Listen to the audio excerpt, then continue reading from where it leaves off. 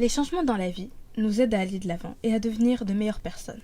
C'est pourquoi même les plus petites variations dans la vie peuvent nous faire regarder les choses autrement et nous apporter une grande satisfaction et une grande joie.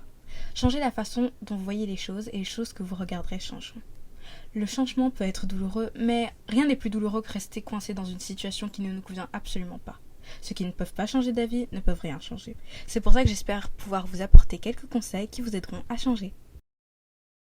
L'avenir appartient à ceux qui se lèvent tôt. En fait, on doit cette phrase à un écrivain français qui s'appelle Henri Gauthier-Villars. Ensuite, cette phrase a été reprise par Jules Renard. Mais en fait, cette expression vient du fait que ceux qui se levaient en même temps que le soleil avaient un avantage parce qu'ils avaient plus de temps pour travailler. Mais cette expression s'applique encore au XXIe siècle.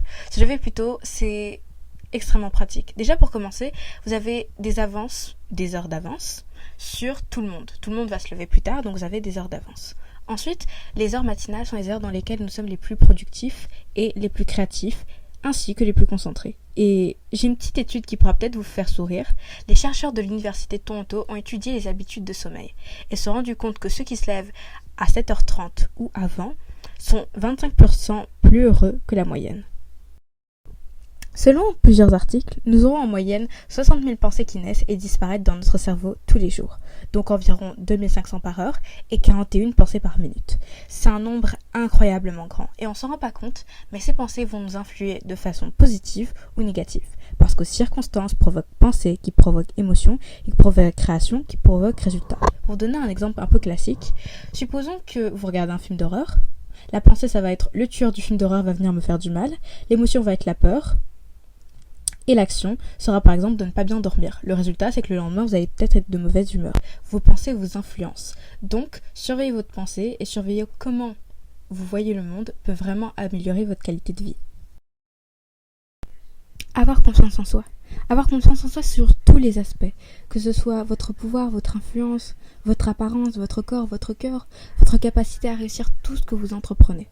La confiance est la clé pour se sentir bien. Et lorsque vous vous sentez bien, vous serez plus motivé pour rester en meilleure santé et prendre soin de vous. Donc si vous êtes fier de vous, que vous vous sentez bien et que vous êtes en meilleure santé mentale, ce serait totalement un atout pour vous améliorer sur tous les aspects de votre vie en fait. La santé mentale est tout aussi importante que la santé physique. Une fois que votre esprit est au bon endroit, tout votre corps se sentira mieux et vous serez en bien meilleure santé. Il y a vraiment En fait, ils aiment pas le fait d'apprendre des choses que soit ils ne comprennent pas ou soit ils savent que à long terme ça leur apportera rien. Parce que apprendre Pythagore ne te servira pas quand tu auras 25 ans, 35 ans. Alors, il faut apprendre à apprendre pour soi-même, par soi-même. Lorsque tu commences à apprendre des choses qui sont pour toi et pas pour tes notes et qui ne joueront aucun rôle entre guillemets pour ton avenir, tu as la liberté de choisir. Et c'est extrêmement intéressant. En fait, il faut essayer de lire de nouvelles informations, d'apprendre de nouvelles langues.